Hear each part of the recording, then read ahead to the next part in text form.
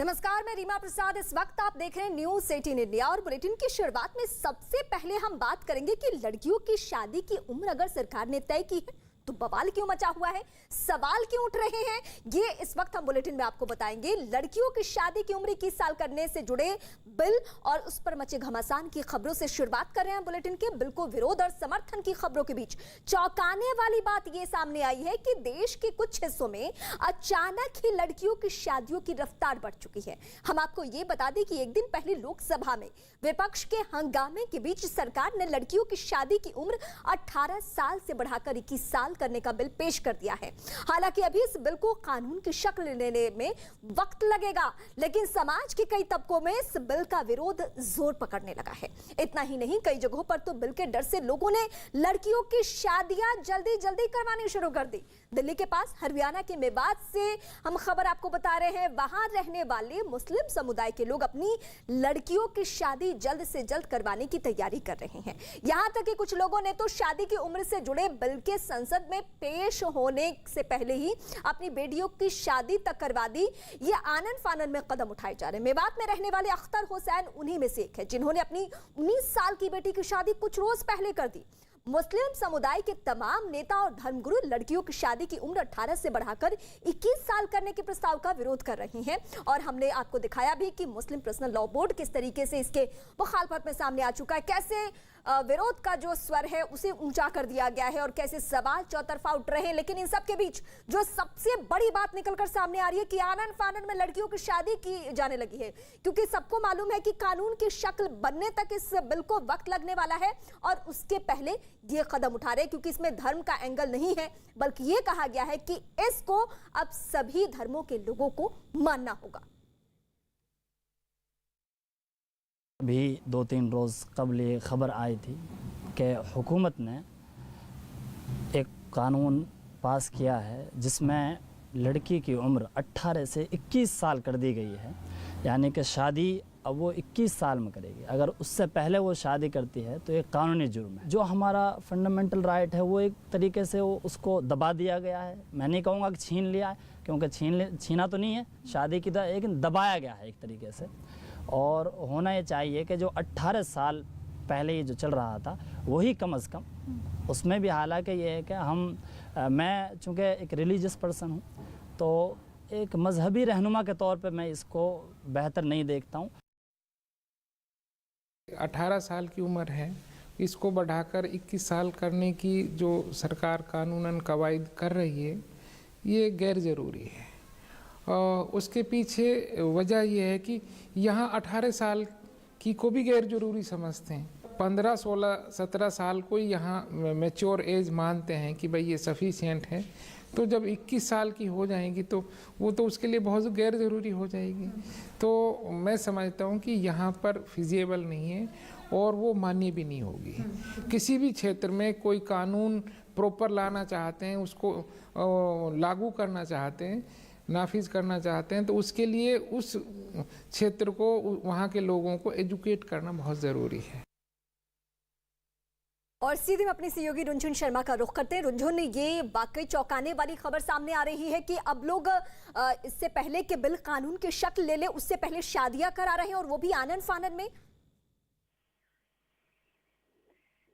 जी, अभी इतनी जानकारी नहीं है ग्राउंड पर, और क्योंकि ये खबर जैसे ही आई 3 साल तक और वेट करना, जिनकी बेटियां कहीं 18 साल की है या 19 साल की है, तो वो और साल वेट करना उनके लिए एकदम सोचा भी नहीं जा सकता। इसलिए वो जल्दबाजी में जितना जल्दी हो पाए अपनी बेटियों की शादी करा रहे हैं। ये जो कुछ शादी हैं ये 6 महीने बाद होने वाली थी, 1 साल बाद होने वाली थी, लेकिन अब वो फटाफट अभी करा रहे हैं कि इनकेस ये कानून आ जाए तो वो उसमें फंस जाएंगे। लेकिन ग्राउंड पे बहुत सी यंग लड़कियां हैं जो कि इस मूव को, इस प्रपोजल को वेलकम करती हैं। वो इनफैक्ट उनको लगता है कि वो इन्हें एम्पावर करेगा।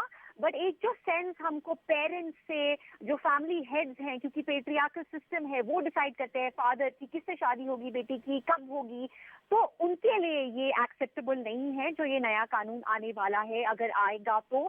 और इस वजह से हम ग्राउंड पे देख रहे हैं कि जल्दी जल्दी शादी हो रही है। ये मेवात है, हरियाणा में, लेकिन जैसे आप बॉर्डर क्रॉस करते हैं राजस्थान में, चाहे जो कम्युनिटी हो, मुस्लिम हो, हिंदू हो, चाइल्ड मैरिजेस एक रियलिटी है। और इसलिए बहुत सोशल एक्टिविस्ट ये भी कह रहे हैं कि लॉ के साथ साथ एजुकेशन की भी जरूरत है, ताकि चाहे उम्र 18 हो या 21 हो, लोग अपनी बेटियों की समझें कि क्या कारण है। रुंझुन, मुझे आपसे ये भी समझना है, जिन दो प्रदेशों का आप जिक्र करी है, चाहे वो राजस्थान हो या फिर हरियाणा हो, इन दोनों के दूर दराज इलाकों में हमने ये देखा है कि वहां किसी भी धर्म से ताल्लुक रखते हो लोग, लेकिन उन लोगों में कहीं ना कहीं समझ की थोड़ी सी कमी है। और इसका हर्जाना किसको भुगतना पड़ता है?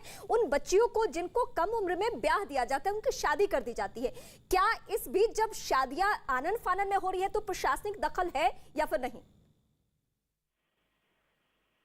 नहीं, क्योंकि अभी ये कानून के दायरे में आता है। जब तक 18 साल की लड़की की शादी हो सकती है, इसीलिए ये पेरेंट्स, ये फैमिली हेड सोच रहे हैं कि जब तक कानून अलाउ करता है 18 साल की बच्ची की शादी करने की, 19 साल की बच्ची की शादी करने के लिए, तब तक कर देते हैं, इससे पहले कि लॉ आए। इसमें ज्यादातर जो बच्चियां होती हैं, जो छोटी लड़कियां होती है, उनका कोई से नहीं होता है इसमें कि हम शादी करना चाहते हैं या नहीं करना चाहते हैं। मैं आपका रुख करूंगी एक बार फिर से। अनुराग भदौरिया इस वक्त हमारे साथ जुड़ चुके हैं। अनुराग जी, मैं आपसे भी यही समझना चाहती हूँ कि कुछ हरियाणा के हिस्सों से ऐसी खबरें निकलकर सामने आ चुकी है कि जब तक बिल कानून न बन जाए उससे पहले लोग आनन फानन में अपनी बच्चियों की शादी करा रहे हैं। आप चूंकि राजनीति दल से ताल्लुक रखते हैं, तो आपका इस पे क्या कमेंट है? ये राजस्थान कहाँ की घटना आ रही है? ये हरियाणा के मेवात से ऐसी खबर आ रही है। तो ये हरियाणा की जिम्मेदारी, सरकार की जिम्मेदारी होती है ना। तो फोन लेने के पहले आपको सरकार को हड़काना चाहिए। भारतीय जनता पार्टी की सरकार है वहाँ पे। हाँ। सरकार क्या करती है? सरकार अपनी सरकार की जिम्मेदारी नहीं है। कमाल की बात कर रहे हैं आप ही। सरकार से पूछिए। मैं सहज तरीके से आपसे सवाल पूछ रही हूँ, आपका कमेंट जान रही हूँ, मैं कहाँ आप पे सवाल उठा रही हूँ? अरे आप मुझसे नहीं उठा रहे, मैं बीजेपी से बात कर रहा हूँ। हाँ। मैं कह रहा हूँ कि भारतीय जनता पार्टी की जिम्मेदारी होती है कि हर चीज की व्यवस्था बनाए रखना। भारतीय जनता पार्टी की जिम्मेदारी नहीं होती है कि इशू बनाना। समस्या है तो समस्या का समाधान करना। हमेशा राजनीति अच्छी नहीं लगती। सरकार भारतीय जनता पार्टी की है और भारतीय जनता पार्टी अपनी जिम्मेदारी से भाग रही है। अनुराग जी, चूंकि आप जो महिलाओं का सम्मान नहीं कर सकती, महिलाओं का जहां जहां भारतीय जनता पार्टी की सरकार, उत्तर प्रदेश भारतीय जनता पार्टी की सरकार महिलाओं के अत्याचार में नंबर 1 हो गया। क्या यहाँ पे हाथरस का कांड नहीं हुआ? क्या लखीमपुर में किस तरह से बच्ची का चीरहरण नहीं हुआ? भारतीय जनता पार्टी की सरकार में तो भारतीय जनता पार्टी के पूर्व गवर्नर, यहाँ पे बेबी मौर्य जी ने बोला था कि महिलाएं उत्तर प्रदेश के अंदर 5 बजे के बाद थाने ना जाए लड़कियां। हाँ। और जाए तो अपने रिश्तेदारों को साथ लेके जाए। तो जहां जहां भारतीय जनता पार्टी की सरकार है वहां महिलाओं पर अत्याचार हो रहा है। ये जिम्मेदारी आपका जो सवाल है वो मैं सीधे सीधे मनीष जी से ही पूछती हूँ। मनीष जी बीजेपी के लीडर है। मनीष जी, आप अनुराग जी को अगर सुन रहे थे तो उनका सीधा कमेंट आपको लेकर है कि बीजेपी महिलाओं का सम्मान नहीं करती है। कई घटनाओं का उन्होंने जिक्र किया, कई जिलों का उन्होंने जिक्र किया, तो इस बीच आप क्या जवाब देंगे उन्हें? देखिए, सबसे पहले तो मैं जिस इशू पे आपने मुझे जोड़ा है, हाँ। उसका जवाब देना चाहूंगा। निश्चित रूप से जो ये बिल है, लड़कियों की शादी की उम्र 21 करने का एक स्वागत योग्य कदम है। लड़कियां मानसिक रूप से, आर्थिक रूप से और शारीरिक रूप से परिपक्व होंगी तो एक अच्छे समाज का निर्माण करेंगी, क्योंकि महिला ही समाज का निर्माण करती है। और अभी तमाम सवाल लेके अनुराग भदौरिया आए थे। ये उसी पार्टी के प्रवक्ता हैं जिस पार्टी के शफीकुर रहमान बर्ग कहते हैं कि लड़कियों की शादी की उम्र बढ़ा देंगे तो लड़कियां, अब उस शब्द का प्रयोग मैं नहीं करूंगा, अशोभनीय टिप्पणी की है। टीएन हसन ने तो पूरा चक्र बता दिया कि बर्थ चक्र बता दिया और उसके विरोध में खड़े हो गए। तो देखिए, समाजवादी पार्टी हताशा और निराशा में है। अखिलेश यादव की रथ यात्राएं फेल हो रही है। अनुराग जी इस वक्त हमारे साथ है। शफीकुर रहमान के बयान को कोट किया है और वाकई हम भी नहीं दोहराना चाहेंगे जो महिलाओं के लिए उन्होंने कोट किया था। तो आप क्या जवाब देंगे अनुराग जी? देखिए, सवाल ये नहीं है। सवाल ये है कि कर्नाटक में भारतीय जनता पार्टी की सरकार है, कांग्रेस का विधायक एक महिला के लिए क्या कहता है आपका और इनकी सांसद स्पीकर कहता है कैसे महिलाओं ठाका के मार बारे के में, हंसते लड़कियों के हैं। बारे ये में स्पीकर रहने शर्म लायक नहीं है, आती? ये पद के स्पीकर रहने हमको लायक है, लगता है ठाका कि मार के आपको हंसेंगे। तो माफी और मांग इनके लेनी यहाँ चाहिए जो सफीकुर मंत्री थे रहमान वर्क जिनको ये का। मुख्यमंत्री बनाने में लगे थे, वो कौन सी पिक्चर देख रहे थे विधानसभा के अंदर बैठ के? वर्क के किस तरह की बयान को पिक्चर देख रहे अखिलेश थे यादव भारतीय जनता ने पार्टी के नेता? उम्र का और उनके तकाजा मुख्यमंत्री देके बनाने की डिफेंड करने का प्रयास किया।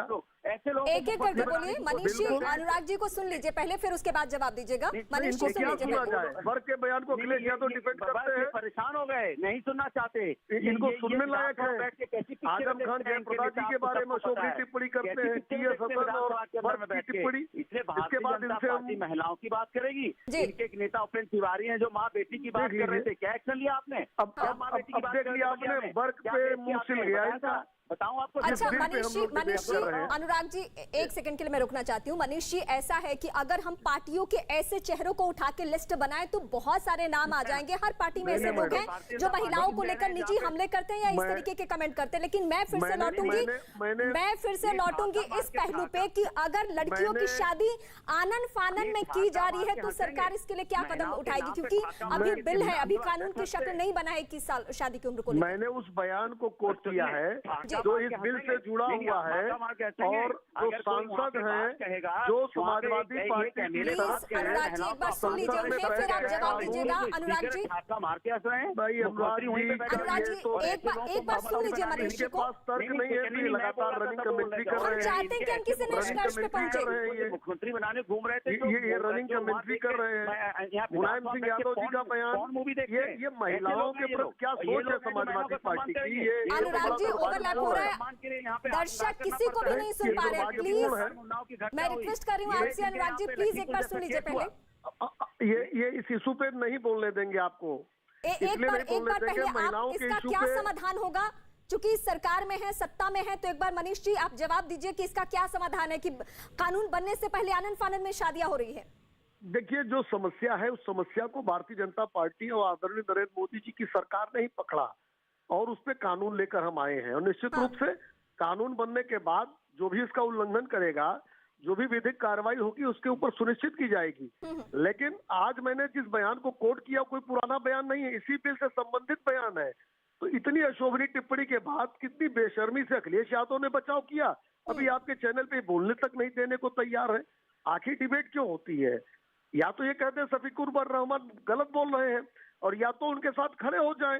जनता को समझने की आवश्यकता है, और पूरी पार्टी और पूरा देश वेलकम कर रहा है, इस कानून का स्वागत कर रहा है। और निश्चित रूप से लड़के और लड़की की उम्र एक ही होनी चाहिए शादी के लिए, और सरकार ने इस कदम को उठाया है। इसका सकारात्मक परिणाम आगे मनीष, अभी सीधी परेशानी, सीधा सवाल यही है कि जो शादियां आनन फानन में हो रही है उसको रोकेंगे कैसे? क्योंकि अनुराग जी भी कह रहे हैं कि सत्ता में आप है तो जवाब आपको ही देना है और समाधान विकल्प आप ही को बताना है। मैंने कहा तो कि अभी कानून अभी 9:45 पे पास हुआ है ना, और निश्चित रूप से कानून लेकिन मनीष जी, क्या इसका एक ऑप्शन ये हो सकता है, एक विकल्प ये हो सकता है कि प्रशासनिक टीम एक बार फैमिली से जाके मिले, बात करे कि ये क्या कानून के खौफ से शादियां हो रही हैं? क्या मनीष ये विकल्प है? महिलाओं के साथ अत्याचार हो जाए तो हो जाए, उनका राजनीतिक इशू बनता रहे, राजनीतिक इशू बनाने के लिए महिलाओं का सम्मान नहीं बचा सकते। नहीं हो सकती। सर, मैं चाहती हूँ कि हम विकल्प पे बात कर लें ताकि कोई समाधान निकल सके। टीवी में आके चिल्लाएंगे, इसलिए इनकी सरकार नहीं देखिए, अनुराग भदौरिया की जो चिल्लाहट है, मैं आप दोनों में से किसी को नहीं समझ पा रही हूँ। ये लोग इस बिल के खिलाफ हैं, जैसे वर्क जो है या टीएस हसन। अनुराग जी, चूंकि आप बीजेपी पे एलिगेशन लगा रहे हैं, लेकिन अब मैं सिलसिलेवार तरीके से बीजेपी के भी और समाजवादी पार्टी के भी लीडर्स ने क्या क्या कहा है वो मैं सुनाऊंगी। सबसे पहले बीजेपी नेता मोहसिन रजा ने भी सरकार के फैसले का बचाव किया था, वो हम बताएंगे अपने दर्शकों को। लेकिन अखिलेश यादव ने, समाजवादी पार्टी के मुखिया ने क्या कहा, सबसे पहले वो आप सुनिए। बाल विवाह कानून को लेकर आज संसद में पेश किया गया, 21 की सीमा की गई और कहा गया हम महिलाओं के साथ न्याय कर रहे हैं, जो अब महिलाएं पढ़ सकेंगी, नौकरी कर सकेंगी। न केवल 21 बल्कि महिलाओं के लिए अच्छी बात है कि महिलाओं की मांग थी, और बहुत सारे संगठन ये चाहते थे कि महिलाओं की और बेटियों की उम्र 21 हो, वहीं वो अपने पैरों पे खड़े हो जाएं, समाज में सम्मान हो, उनको रोजगार का अवसर कब मिलेंगे, अगर वो रोजगार का उन्हें अवसर मिल जाए, फाइनेंशियली वो कैपेबल हो जाए और स्ट्रेंथन उनको मिल जाए, फाइनेंशियल अगर मदद मिल जाए, वो अपने आप कुछ कमाने लगे, तो शायद ये सबसे बड़ा काम होगा। असल में ये महिला का सम्मान करने वाले लोग नहीं हैं, ये तालिबानी विचारधारा के लोग हैं। ये चाहते हैं कि हमारे जो इनका समाज में तालिबान ने करके दिखाया है कि उनको पढ़ना नहीं चाहिए, उनको आगे नहीं बढ़ना चाहिए, उन्हें समझदार ना होने दो, बस उन्हें घर के अंदर रखो। तो ये भारत है और आदरणीय मोदी जी ने हमेशा से आज महिलाओं का सम्मान बढ़ा है पूरे देश के अंदर। तो एक एक करके दोनों ही पार्टियों के महत्वपूर्ण चेहरे को हमने आपको सुना दिया। अनुराग जी हमारे साथ और मनीष जी दोनों हमारे साथ बने हुए। अनुराग जी, मैं आपसे ये समझना चाहती हूँ, समाजवादी पार्टी के प्रमुख चेहरा जिनके नेतृत्व में आप लोग चुनाव लड़े, वो इस बिल का सपोर्ट कर रहे हैं, तो आपको नहीं लगता कि लोगों में जागरूकता फैलाने का काम आप लोगों को भी करना चाहिए? देखिए, भारतीय जनता समाजवादी पार्टी को आपने देखा हमेशा से महिला सम्मान की बात करती है, और समाजवादी पार्टी के राष्ट्रीय अध्यक्ष जी को आपने सुन लिया। बिल्कुल। समाजवादी पार्टी के राष्ट्रीय अध्यक्ष क्या कह रहे हैं, किस तरह से महिलाओं को अपने पैरों पर खड़े होने की बात कर रहे हैं। हमने समाजवादी की सरकार थी तो हमने वृद्धा महिला पेंशन दी थी, जो इन्होंने बंद कर दी। क्यों उन्होंने बंद कर दी? क्या वृद्धा महिला पेंशन बंद करना, हम अगर दे रहे थे आपको 2000 तो आप 4000 दे देते, लेकिन उन्होंने बंद कर दी। हमने 1090 या अनुराग जी, ये एक दूसरा पहलू है। हम फिलहाल किस पे बात कर रहे हैं? आपने कहा सपोर्ट, एक और अच्छी बात उन्होंने कही जिससे मैं भी इत्तेफाक रखती हूँ कि जो लड़कियां हैं उनकी शादी की उम्र 21 साल हो और साथ ही साथ उनके रोजगार के बारे में भी सोचा जाए। तो आप इस पहलू पे सरकार से सवाल पूछिए, आपका हक है, आप विपक्ष में है, आपको ये अधिकार लोकतंत्र ने दिया है, तो बिल्कुल आप पूछिए। लेकिन अभी अगर इसी पहलू पे हम हैं तो 21 साल की शादी की उम्र को लेकर अगर कुछ लोग बवाल मचा रहे, खिलाफ में है, तो उनको समझाइए तो कम से कम आप। अरे भाई, बवाल भारतीय जनता पार्टी मचा रही है, इसको कौन बवाल मचा रहा है? राष्ट्रीय अध्यक्ष ने आपको बोल दिया ना, फिर भी आप जबरदस्ती बोलने बवाल मचा रहे हैं। उपेंद्र तिवारी के बारे में बोलने की हिम्मत है आपकी, जो महिला बेटियों को गाली देता है? उपेंद्र तिवारी ने जो बोल दिया वो क्या प्रधानमंत्री ने बोल दिया? मनीष जी मेरे साथ है, वो जवाब देंगे आपको। मनीष जी, सीधा सवाल आपसे पूछा जा रहा है, बवाल मचा रहे हैं, क्या आप बोलते नहीं, आप बचाव करते हैं कुछ लीडर्स का, आप जवाब दीजिए। हरियाणा भारतीय जनता पार्टी की सरकार है, भारतीय जनता पार्टी की सरकार बवाल मचा रहे, बवाल मचा रहे, आप बवाल मचा रहे हैं। अनुराग जी, अब आपके सवाल का जवाब मिलेगा। जी मनीष जी। देखिए, भारतीय जनता पार्टी की ही सरकार ये बिल लेकर आई है, तो ये तो बात साफ है कि हमारी सोच क्या है लड़कियों के बारे में, महिलाओं के बारे में। लेकिन ये दोमुही राजनीति है, दोहरा चरित्र है अखिलेश यादव का। वर्क और टीएस हसन अखिलेश यादव के इशारे पे ही इस तरह बोलते हैं। संसद के अंदर खड़े होकर टीएस हसन ने पूरा साइकिल बताई। उनके बारे में क्या है? वर्क के बारे में अखिलेश यादव का बयान मैं सुन रहा था कि उनकी उम्र हो गई है, वो संसद के अंदर समाजवादी पार्टी को रिप्रेजेंट करते हैं, और वो इस तरह की बात बोलते हैं, किन शब्दों का प्रयोग करते हैं। कहीं न कहीं ये जो मुलायम सिंह यादव, अनुराग जी का भी और अखिलेश यादव का भी एक ये कहना है कि आप महिलाओं की शादी की उम्र, लड़कियों की शादी की उम्र तो तय कर रहे हैं 21 साल, लेकिन उनके रोजगार की बातें, उनके स्वावलंबन की बातें, उनकी आत्मनिर्भरता की बातें भी आपको करना होगा। तो क्या चुनावी माहौल में आप इनको कमिटमेंट देते हैं कि आप महिलाओं के लिए सोचेंगे आगे भविष्य में भी? आज बिल आने के पहले कल ही माननीय प्रधानमंत्री जी प्रयागराज में जिस तरीके से महिलाओं की जो आत्मनिर्भरता बढ़े, आत्मनिर्भर हो, उसके लिए कार्यक्रम को लॉन्च किया। सीधे चलिए, ये बड़ा मामला है, इसके बहुत सारे एंगल हैं। मैं एक बार फिर से आप दोनों ही लीडर्स का शुक्रिया करूंगी और आगे भी आप लोगों का रुख करूंगी इस पहलू को समझने के लिए कि और क्या क्या इसमें विकल्प हो सकते हैं। अगर लोग कुछ गुमराह हैं तो उनके लिए विकल्प क्या हो सकता है। एक दिन पहले प्रधानमंत्री नरेंद्र मोदी ने भी प्रयागराज की रैली में लड़कियों की शादी की उम्र 18 से 21 साल करने का जिक्र किया। उन्होंने बोला कि बेटियां चाहती थी कि पढ़ाई लिखाई के लिए उन्हें वक्त मिले, इसलिए सरकार बेटियों की शादी की उम्र बढ़ाने की कोशिश कर रही है। आप सुनिए प्रधानमंत्री ने क्या कहा। अभी कुछ दिन पहले ही केंद्र सरकार ने एक और फैसला किया है। पहले बेटों के लिए शादी की उम्र कानूनन 21 साल थी, लेकिन बेटियों के लिए ये उम्र 18 साल की ही थी। बेटियों भी चाहती थी कि उन्हें उनकी पढ़ाई लिखाई के लिए, आगे पढ़ने के लिए समय मिले, बराबर अवसर मिले, इसलिए बेटियों के लिए शादी की उम्र को 21 साल करने का प्रयास किया जा रहा है। तो इस वक्त आप पीएम को सुन रहे थे। लड़कियों की शादी की उम्र 18 से 21 साल करने की सरकार के इस फैसले पर न्यूज 18 की टीम ने प्रयागराज में कुछ महिलाओं से बातचीत की। उन्होंने क्या कहा, सुनिए।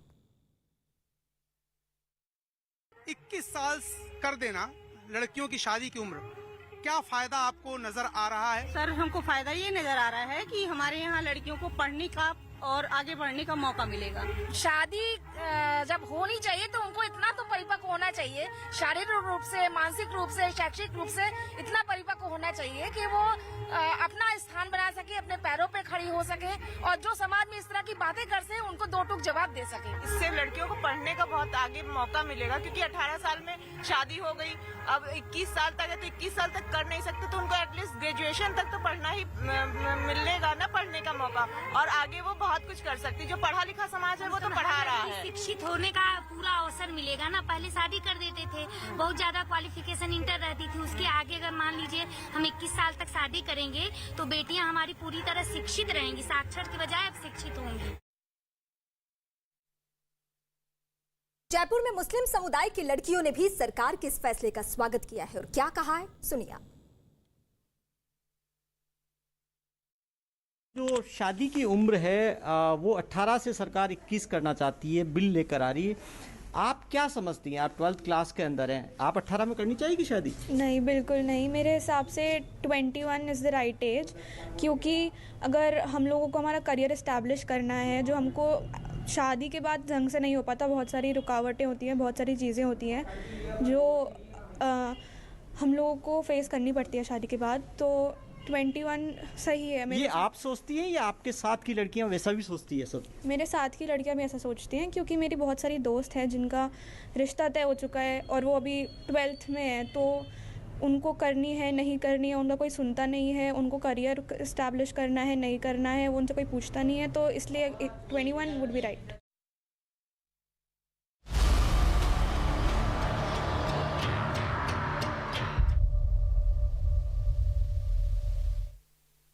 और अब बात कांग्रेस नेता राहुल गांधी की ट्वीट पर मचे घमासान की करते हैं। राहुल गांधी ने दरअसल एक ट्वीट किया और ट्वीट में जस्ट एक लाइन लिखी और उसके बाद कैसे बवाल मचा ये हम आपको बताते हैं। उन्होंने कहा कि केंद्र की नरेंद्र मोदी सरकार पर नाम न लिखते हुए भी साल का जिक्र कर दिया और निशाना साधा। इसके लिए उन्होंने लिंचिंग शब्द का सहारा लिया। राहुल गांधी ने बिना किसी का नाम लिए लिखा कि 2014 से पहले लिंचिंग शब्द सुना तक नहीं था। हम आपको यह भी बता दें कि 2014 के पहले देश में यूपीए की सरकार थी और 2014 में नरेंद्र मोदी के नेतृत्व में बीजेपी की सरकार बनी थी। यानी सीधे सीधे राहुल गांधी ने अपने ट्वीट के जरिए केंद्र की नरेंद्र मोदी सरकार पर निशाना साधा, लेकिन उनका ये ट्वीट कुछ ही देर में उनके लिए परेशानी का सबब बन चुका, क्योंकि बीजेपी ने उन पर चौतरफा हमला बोल दिया। 2014 से पहले देश के अलग अलग हिस्सों में हुए नरसंहार और दंगों की लिस्ट जारी करते हुए बीजेपी ने निशाना साधा कांग्रेस पार्टी पर। बीजेपी नेताओं ने 1984 में हुए सिख दंगों तक का जिक्र कर दिया। उस वक्त की राजीव गांधी की सरकार पर बड़ा निशाना साधा। इतना ही नहीं, बीजेपी नेता अमित मालवीय ने तो 1984 में प्रधानमंत्री रहे राजीव गांधी को फादर ऑफ लिंचिंग तक कह डाला। तो ये बातें इतनी आगे बढ़ गई और एक एक करके तमाम नेताओं ने बयान भी दिए।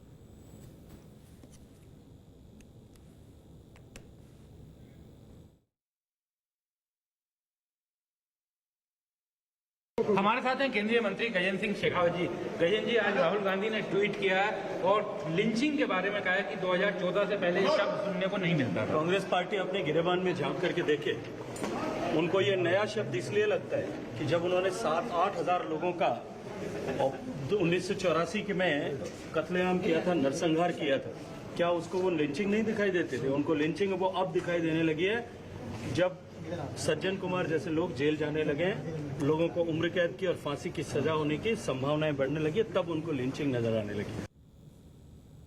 केंद्रीय मंत्री अनुराग ठाकुर, बीजेपी नेता अमित मालवीय और मनजिंदर सिंह सिरसा ने राहुल गांधी पर जोरदार हमला बोला। क्या कहा, सुनिए। लिंचिंग का सबसे बड़ा उदाहरण तो 1984 में जब राजीव गांधी जी ही सत्ता में आए, उस समय उससे पहले के इंदिरा जी की हत्या के बाद जिस तरह से हजारों सिखों की हत्याएं की गई थी, एक ऐसी घटना है जो भूले नहीं भूली जाती। सिख समुदाय न्याय की मांग के लिए बार बार गुहार करता रहा, लेकिन कांग्रेस के शासनकाल में नहीं मिला। वो भी मोदी जी की सरकार के समय आकर एसआईटी का गठन किया गया। राहुल गांधी की याददाश्त कमजोर है और अल्पायु है। 2014 से पहले इस देश में सैकड़ों दंगे हुए, और उनमें से कई दंगे ऐसे थे जब गांधी परिवार का कोई न कोई व्यक्ति शासन में था। 1984 में जो सिंह नरसंहार हुआ, जब राजीव गांधी प्रधानमंत्री थे और उनके आह्वान पे कांग्रेस पार्टी सड़कों पर उतरी और हजारों सिखों का कत्लेआम कर दिया। लिंचिंग सिर्फ राजीव गांधी के शासनकाल में देखी गई। राहुल गांधी को अपनी पार्टी का, अपने परिवार का इतिहास समझना चाहिए। राहुल गांधी ने जो बोला है, मैं समझता हूँ वो ठीक कह रहा है, क्योंकि जब उसके पिता ने सबसे बड़ी दुनिया की मॉब लिंचिंग कराई, 8000 बेकसूर लोगों को मरवाया, और फिर क्या बोला, ओ जी बड़ा पेड़ गिरता है धरती हिलती है। फिर उसके लिए 8000 लोगों का मरना केवल और मरवाना इतना ही बराबर था कि हाँ बड़ा पेड़ गिरा धरती हिली, लोग हिल गए। ये तो उनको तब मॉब लिंचिंग समझ में आई जब देश के अंदर देश के प्रधानमंत्री श्री नरेंद्र मोदी जी ने कमलनाथ जैसे लोग, सज्जन कुमार जैसे लोग, टाइटलर जैसे लोगों के केस खोले, इन लोगों को अंदर जेलों में डालना शुरू किया। तब राहुल गांधी को समझ में आया कि मेरे पिता तो देश और दुनिया का सबसे बड़ा मॉब लिंचर था। और इस बीच बीजेपी के कुछ और बड़े नेताओं ने भी राहुल गांधी को लेकर उनके लिंचिंग वाले बयान पर जमकर भड़ास निकाली, अपनी बातें कही, खरी खोटी सुनाई। सुनिए आप। राहुल गांधी जी का जो बात करता है, हर दिन बदल बदल के बात करते हैं, उस पे आप सीरियस मत लाइए, आप लोग भी कंफ्यूजन में आ जाएगा। राहुल गांधी जी को पूरी तरह से याद करना चाहिए कि जिस समय यहाँ पर दिल्ली के अंदर हमारे सिख भाइयों को किस प्रकार से बांध बांध करके मारा गया था, ये याद भूल गए वो लोग। घसीट घसीट करके बांध करके जलाया गया था, मारा गया था, भूल गए। ये लिंचिंग शब्द उनको 14 के बाद याद आता है। राजीव गांधी जी प्रधानमंत्री हुआ करते थे और उस समय जब दिल्ली के अंदर हमारे सिख भाइयों की नृशंस हत्या हुई थी, जिंदा जला दिया गया था, वो मॉब लिंचिंग नहीं था तो क्या था? ये शब्द नया ही हुआ है। ये शब्द नया, मैंने कहा ना, ये कांग्रेसियों ने शुरुआत किया, वामपंथियों ने शुरुआत किया। तरवेज की हत्या होती है तो लिंचिंग कहलाती है, लेकिन सिखों की हत्या हो जाए, हजारों की संख्या में हो जाए, इन कांग्रेसियों द्वारा हो जाए, वो लिंचिंग नहीं कहलाती है। यही